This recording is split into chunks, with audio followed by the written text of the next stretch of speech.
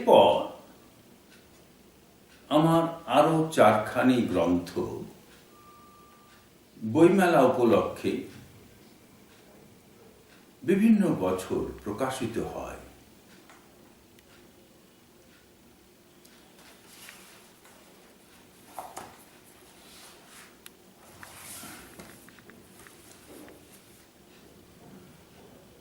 নবীন প্রবীণ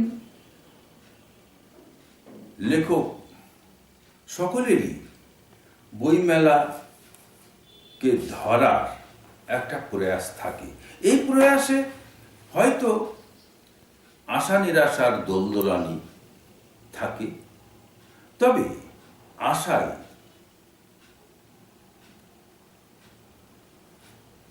গুড়ে বালি হয়ে থাকে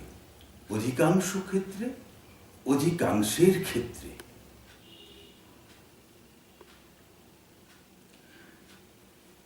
সেই চিত্তরঞ্জন সাহা একক উদ্যোগে একটি মাত্র প্রকাশনা সংস্থা নিয়ে যে গ্রন্থমেলার সূচনা করেছিলেন, আজ তা বিস্তার লাভ করতে করতে বিশাল আকার ধারণ করেছে। শত শত হাজার প্রকাশনা সংস্থা, শত শত হাজার হাজার লেখক। তবে এখানে অনেক প্রশ্ন দেখা দিয়েছে এই কারণে।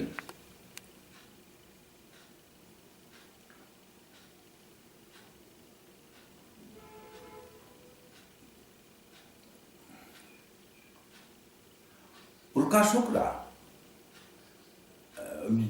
যে কথা প্রচারিত হয়ে প্রতিষ্ঠিত হয়েছে যে বইমেলা লেখক পাঠক প্রকাশকের মিলন মেলা, সমারোহময় মিলন মেলা, মানুষ তা দেখতেও পায় খানিকটা, কিন্তু তা কতখানি সাফল্য লাভ করেছে, সার্থকতা মণ্ডিত হয়ে উঠেছে, এ সংশয় অনেকেরই মনে।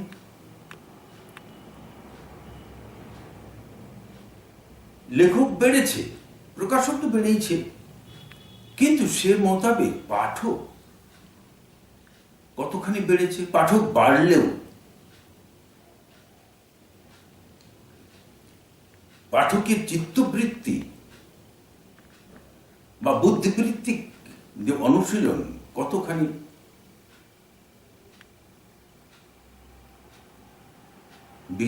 বিকাশ লাভ করেছে সে নিয়ে অনেকেরই প্রশ্ন। কতখানি সংস্কৃত হয়ে উঠেছে, বরং কত ক্ষেত্রে অনেকেরই সন্দেহ যে সংস্কৃত তো হয়নি, পরিশীলিত তো হয়নি, বরং তার অবনমন ঘটেছে।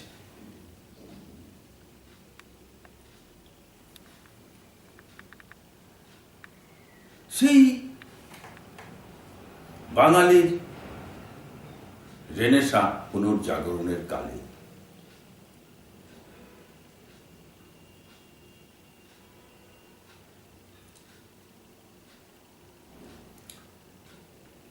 ছাপাখানা,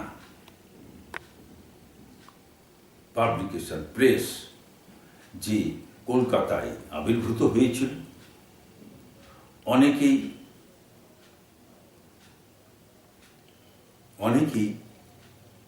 এই প্রকাশনা ব্যবসায় অংশগ্রহণ করেছিলেন, আত্মনিয়োগ করেছিলেন। ব্যবসা মানেই প্রকাশনা ব্যবসা একটা ব্যবসা, আর ব্যবসা মানেই হলো লাভ লোকসান, মুনাফা। তথাপি কলকাতা কেন্দ্রিক যে ছাপাখানার নতুন ছাপাখানার আমদানির মধ্য দিয়ে যে প্রকাশনা শিল্পের সূচনা হয়েছিল, তা অনেক মানুষের ঘরে ঘরে বই পৌঁছে দিয়েছিল। আবার অন্যদিকে লেখক বা বুদ্ধিবৃত্তিক চর্চাকে বহুগুণিত করে তা বিকশিত করে তোলে। একদিক থেকে বলতে গেলে এই প্রকাশনা শিল্পই বাঙালিকে চর্চিত, মার্জিত, দেশপ্রেমিক, মূল্যবোধ সম্পন্ন একটি জাতিতে পরিণত করেছিল। ভারতবর্ষের মধ্যে শ্রেষ্ঠ জাতি হিসেবে যে বাঙালি আবির্ভূত হয়েছিল, যা অনেকেই তখন স্বীকৃতি দিয়েছিলেন, স্বীকার করতেন, বলতেন, তা মূলত এই ছাপাখানার বদৌলতে। তখনও অবশ্য প্রকাশকরা লেখকদের ফাঁকি দিতেন, রয়্যালটি ঠিক মতন দিতেন না, এই বই ছাপানোর হিসেব দিতেন না। তবে তা শুধুমাত্র লেখককেই ফাঁকি দেওয়া হতো, লেখককেই তারা ফাঁকি দেওয়ার চেষ্টা করতেন। কিন্তু অন্য ক্ষেত্রে বলা যেতে পারে পাঠককে তারা ফাঁকি দিতে পারতেন না। পাঠকের কাছে তাদের ছাপানো গ্রন্থসমূহ ঠিকই পৌঁছে যেত। কিন্তু আজকের আমাদের যে বইমেলা, তা বিশাল আকার ধারণ করেছে। তার একটি রূপ আমরা দেখতে পাচ্ছি, কিন্তু স্বরূপ সম্পর্কে কিছু কথাবার্তা বলাই যেতে পারে।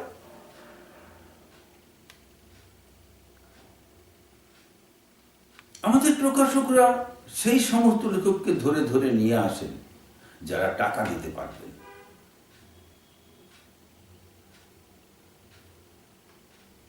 শোনা যায় কিছু মানুষ টাকা দিয়ে বই লেখান, টাকা দিয়ে বই ছাপান, টাকা দিয়ে বই বিক্রি করে দেন।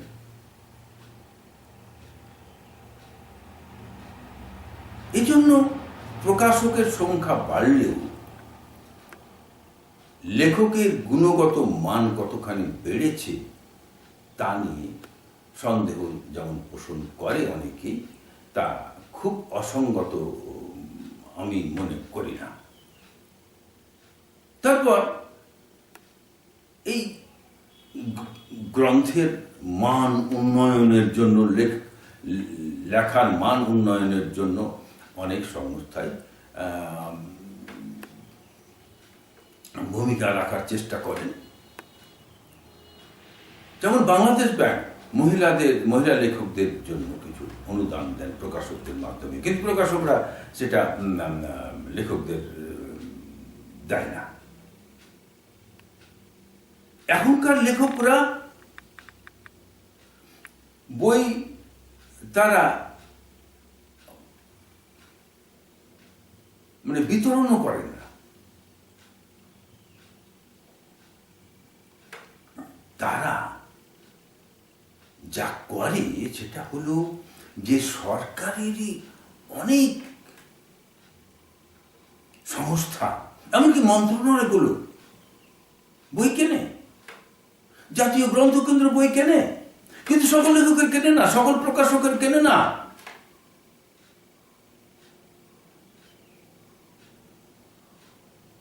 যার ফলে এখনকার প্রকাশকরা নিকৃষ্ট লেখককে এমনভাবে প্রচার দেয়, যেমন হুমায়ুন আহমেদকে এমনভাবে প্রচার দেয় যে উনি যেন প্রধান লেখক। মোটেও তা না। আমি পরে অবশ্য সেই বিষয়টি আরো আলোচনা করবো, হয়তো বা প্রয়োজন হলে। তো তারা ওই যে বলছিলাম যে তারা লেখক, আবার দেখা যায় যে বইমেলায় বিদেশ থেকে আগত কিছু লেখকের আমদানি হয়। মহিলা লেখক যারা লিখতেও জানে না, লেখাপড়ায় জানে না, লেখাপড়া করে না, বুদ্ধিবৃত্তিক চর্চা তারা করে না, কিন্তু আমাদের এই যে ইলেকট্রনিক মিডিয়া বা মিডিয়াগুলো এখন এমনভাবে ব্যবসা করে বা মুনাফা করার চেষ্টা করে, যার ফলে ওই সমস্ত লেখক যাদের, এবং তারা আবার তারাকে আবার এই সরকার বাবা এই সরকার না মানে সরকারগুলো আবার তাদেরকে পুরস্কারও দেয়, দিয়ে মহিমান্বিত করে তোলে। যার ফলে আমরা মানুষকে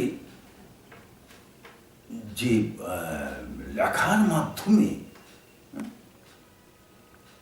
সংস্কৃত করে তোলার চেষ্টা থাকে, সকলেই উৎসাহ দেয় লেখকদের,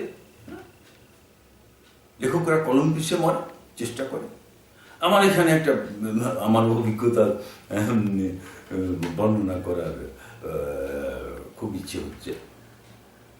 আমি অনেকদিন থেকেই আমার বইগুলো যখন ছাপা হচ্ছে বা বইগুলো প্রকাশিত হচ্ছে বইমেলায়, তারও আগে থেকে বইমেলায় আমি ঘুরতে শুরু করি। সেবার ওরকম ঘুরছি, হঠাৎ সামনে আমার একজন তরুণ নবযুবক, বলা যেতে পারে যে তিনি আমার পথই আটকালেন।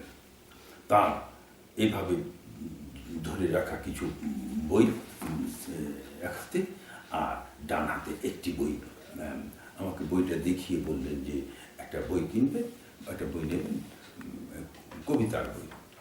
আমি বইটা নিয়ে প্রথম যে পাতাটা বেরোলো সেই পাতাটাই দেখলাম যে খুবই উপাদেয় কবিতা এবং কবিত্ব প্রতি ছত্রে ছত্রে। তবুও আমি সেই মুহূর্তে কবির বইটি আমি নিলাম না। আমি কারণ তখন পর্যন্ত বইমেলায় আমার বই আসেন, বইমেলাতে স্টলে আসেন, এই জন্য মনের ভিতরে একটু কষ্ট ছিল। আমি কবিকে বললাম যে ঠিক আছে আমি নিয়ে নেব। এরকমের বলা যেতে পারে প্রকৃত লেখকদের কদর নেই আজকের প্রকাশকদের কাছে। এরা ব্যবসায়ী, ব্যবসা বললে ভুল হবে, ব্যবসা তো প্রকাশনা ব্যবসা, সেটা তো একটা ব্যবসায়ী বটে, আর ব্যবসা মানেই হলো লাভ। কিন্তু এরা মুনাফাখোর। এই মুনাফাখোরের জন্য সেই চিত্তরঞ্জন সাহার উদ্যম। চিত্তরঞ্জন সাহা ধরা যাক, তিনি কি করেছিলেন, কত লেখক সৃষ্টি করেছিলেন এবং প্রকৃত লেখক, মানসম্পন্ন লেখক, সর্বক্ষেত্রের সর্বসেক্টরের লেখক তিনি তৈরি করেছিলেন। লেখকের পাঠকের দরবারে তিনি হাজির করিয়েছিলেন। আজকে সেটা আশা করার এত প্রকাশক করেছে। তো যাই হোক, আমি আমার বইগুলোর পরিচিতি দিতেই বসেছি। আমার বইগুলো 2017 সাল ছিল রুশ বিপ্লবের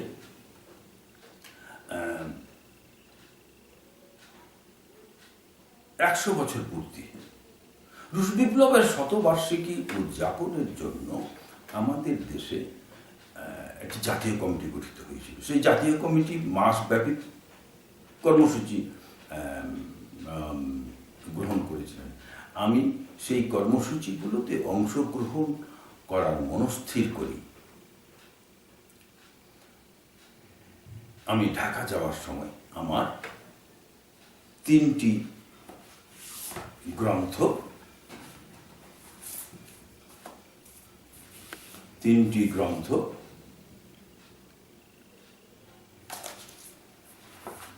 সাথে নিয়ে নিই, হাতে লেখা পাণ্ডুলিপি।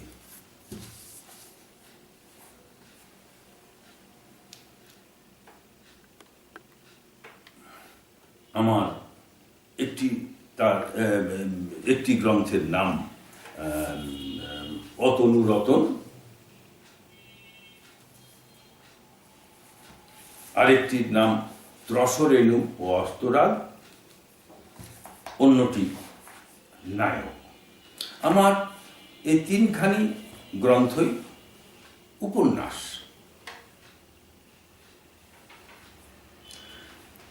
উপন্যাস সুনির্দিষ্ট রূপবন্ধন, সুনির্দিষ্ট শিল্পরূপ। বাংলা সাহিত্যে, বাংলা ভাষায় ছিল না। তা আমাদের পুনর্জাগরণের সময় ইউরোপ থেকে তা আসে বাংলা সাহিত্যে, বিশেষ করে ইংরেজি থেকে আসে। উপন্যাসের ইংরেজি হল নভেল। মূলত উপন্যাসে লেখকের বা কোনো ব্যক্তির জীবন দর্শন, জীবনবোধ, জীবনানুভূতি, জীবন জিজ্ঞাসা রূপায়িত হয়। একজন ব্যক্তির বিশেষ করে ঔপন্যাসিকের জীবন দর্শন কিন্তু ব্যক্তিগত নয়, ব্যক্তিগত জীবন সংগ্রামের মধ্য দিয়েই কিন্তু একজন মানুষের জীবন বোধ বা জীবন দর্শন কিন্তু গড়ে ওঠে না।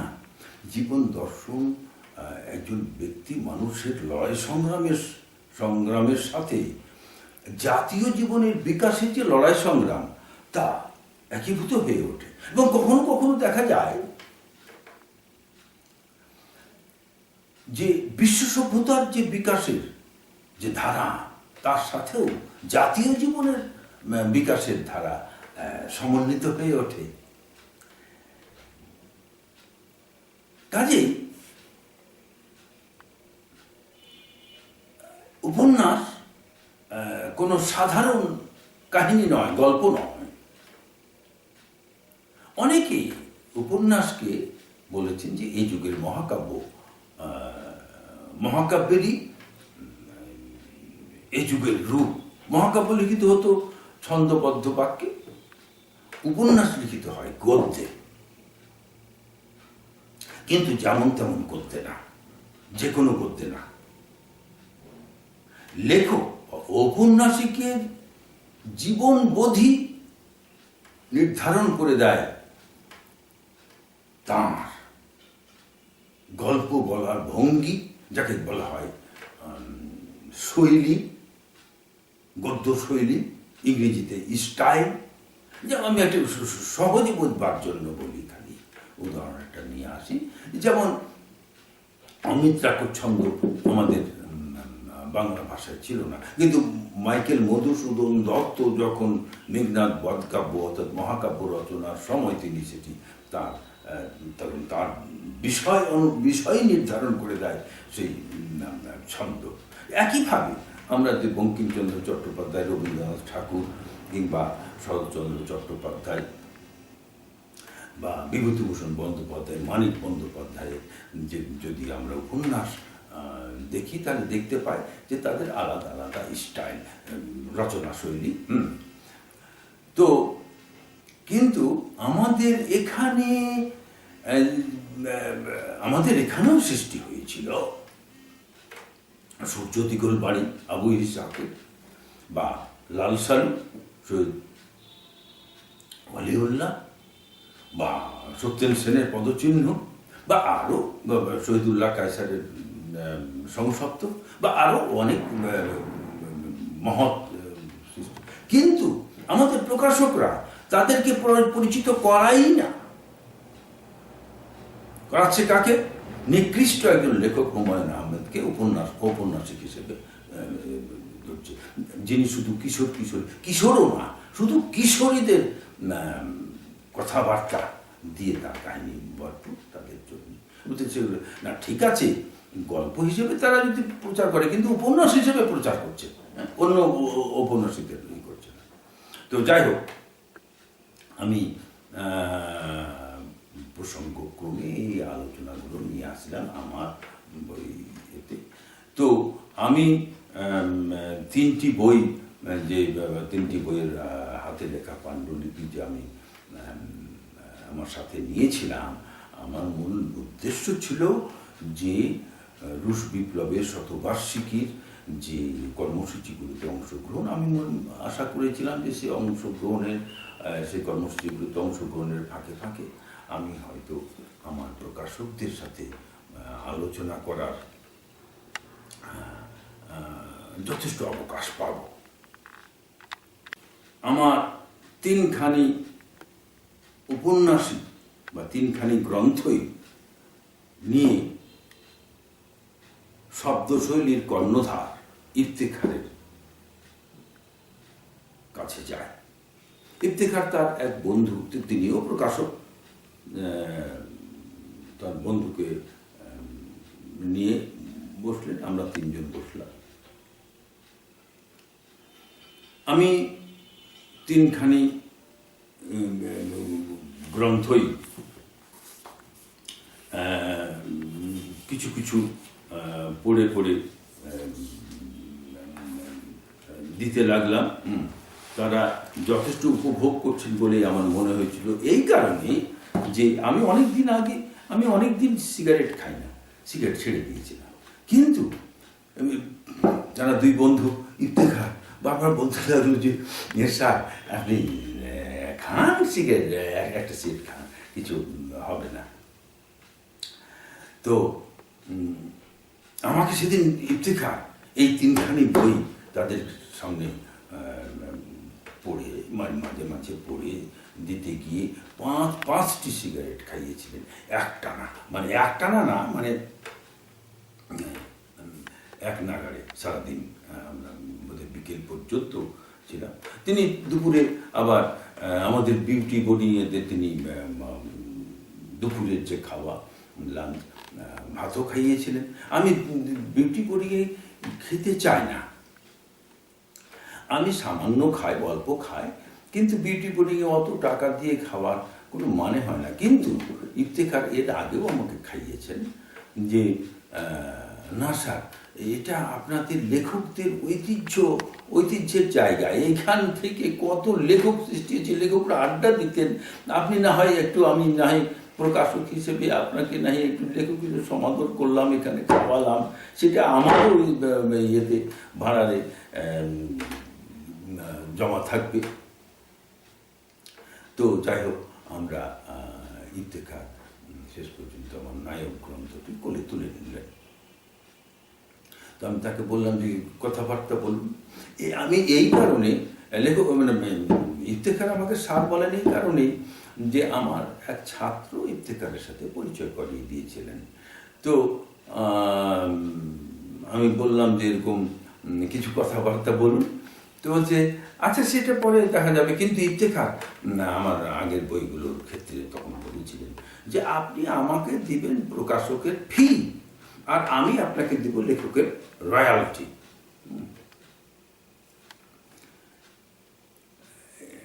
কিন্তু আমার কাছে খুব যথোপযুক্ত মনে হয়নি, এই জন্য কথাবার্তা বললেন। আমি আবার সন্তর্পণে তার কোল থেকে বইটি নিয়ে নিলাম। এটা একরকম বলা যেতে পারে যে আমি কেড়ে নিলাম, দিয়ে আমি উঠে গেলাম, দিয়ে আমি বললাম যে ঠিক আছে, আমি পরে আবার আসবো। এরপর আমি আবার হাসান তারেক, প্রকাশনীর হাসান তারেকের সাথে বসি, তিনখানি গ্রন্থ নিয়েই বসি। তিনিও যথেষ্ট উপভোগ করছিলেন বলেই আমার মনে হয়। তবে তার এডিটোরিয়াল বোর্ড আছে বা ছিল, উনি বললেন যে ঠিক আছে, উনি নায়কটা বেছে নিলেন, আমি নায়কটা তাকে দিয়েও দিলাম। উনি বললেন যে আমি এডিটোরিয়াল বোর্ডে দেব, যদি এডিটোরিয়াল বোর্ড পাস করে দেয় তাহলে আমি এটা ছাপব। আমি এখনই ফাইনাল কথা দিচ্ছি না, তবে তিনি তার এডিটোরিয়াল বোর্ড আমার পাস করিয়ে দিয়েছিল, তিনি ছাপিয়েও ছিলেন। তো এরপর আমি আমার আরেকটি গ্রন্থ অতনুরতন, এটি মাজেদুল হাসান পায়েল, জয়তীর স্বত্বাধিকারী, তাকে দিয়ে দিই। অতনুরতন আমার এই গ্রন্থটির নাম। তারপর আমি বাড়ি ফিরে আসছিলাম সেদিন। আমার খুব ভালো মনে আছে যে আমি সেদিন বাসে আসছিলাম, আমার বাসটি ঠিক নাটোরে ঢুকছে, এই সময় আমার ফোনটি বেজে উঠল। দেখলাম ইফতেখার কল দিয়েছেন। দিয়ে ও, আমি ধরা মাত্র ও বললো যে কই স্যার আমাকে বই দিয়ে গেলেন না, আমি তো বই পেলাম না। আমি ইফতেখারকে সত্যি সত্যি আমার ভালো লেগে গিয়েছিল। তিনি এখন খুবই এক বড় আকারের, বড় ধরনের একটি প্রকাশনা সংস্থা করতে, আমি প্রথম যখন তার প্রকাশনায় লেখক হিসেবে ঢুকি তখন খুবই অত বড় ছিল না, এখন অনেক বড় হয়েছে। তো আমি বললাম যে না ঠিক আছে, আমি 2টা বই দিয়ে দিয়েছি ইফতেখার ভাই, তো একটি বই আমার হাতে এখনো আছে। তো এটির খানিকটা কম্পোজ করা আছে বাড়িতে, আমি বাড়ি যাচ্ছি, আমি কম্পোজ করে নিয়ে আসবো আপনার কাছে। যাই হোক, আমি বাড়ির দিকে আবার সম্পূর্ণটা কম্পোজ করি। তখন মেলা শুরু হয়ে গিয়েছে, মেলা বোধহয় খানিকটা অগ্রসর হয়ে গিয়েছিল। আমি ঢাকা যাই, আমি বইটি নিয়ে যাই। তো ইফতেখার আমার বইটি আমি যেরকম দিয়েছিলাম, খুব প্রুফিং খুব একটা বেশি যত্ন সহকারে না করে তিনি ছাপিয়ে দিয়েছিলেন। যাই হোক, তো কিন্তু একটি বিষয়ে তার কাছে আমি আজীবন কৃতজ্ঞ থাকব, বা তখনই আমার ভালো লেগেছিল যে আমার বইটির যে মূল বিষয় তা অতি অল্প সময়ে তিনি যে প্রচ্ছদে ধরে দিয়েছিলেন, এই সেই প্রচ্ছদ। আমি এটিকে আরও পরিষ্কার করে দেখাবার চেষ্টা করছি পাঠকদের জন্য। আমার এই গ্রন্থটি হল ত্রসরেণু ও অস্তরাগ। এর ভেতরে আমি যখন বইমেলার ঘুরে ফিরে বেড়াচ্ছি, ওই সময় একদিন পায়েল আমাকে বললেন যে চাচা, আমি কিছু কিছু বই লিখে দেওয়ার কথা বলি, আপনি লিখে দেন, আমি অগ্রিম আপনাকে পে করে দেব। আমি শুনে খানিকটা চুকিয়ে গেলাম। আমি বললাম যে বাবা, আমার তো ফরমাইশি লেখা লিখি না, ফরমাইশি লেখাকে লিখতে পারবো। তারপর কয়েকদিন পর উনি ফট করে বললেন যে আপনি না হলে আপনার চাঁপানবাবুর ইতিহাসটাই লিখে দিন। আমি তাকে জিজ্ঞেস করলাম যে চাঁপানবাবুর ইতিহাস তো গৌড়ের ইতিহাস, এ সম্পর্কে কি আপনার ধারণা আছে? বলছে হ্যাঁ আছে। উনি বললেন আমাকে যে আমাকে নিমরাজি হতে দেখে উনি বললেন যে আপনার সহায়ক পুস্তক হিসেবে, সহায়ক গ্রন্থ হিসেবে যদি কিছু বই কিনতে হয় তো আপনি কিনে নেন, আমি টাকা দিয়ে দিচ্ছি। তো আমি এরপর যাই হোক বাড়ি ফিরে আসি। বাড়ি ফেরার বোধহয় খুব বড় জোর দিন বিশেক হবে, এর ভেতরেই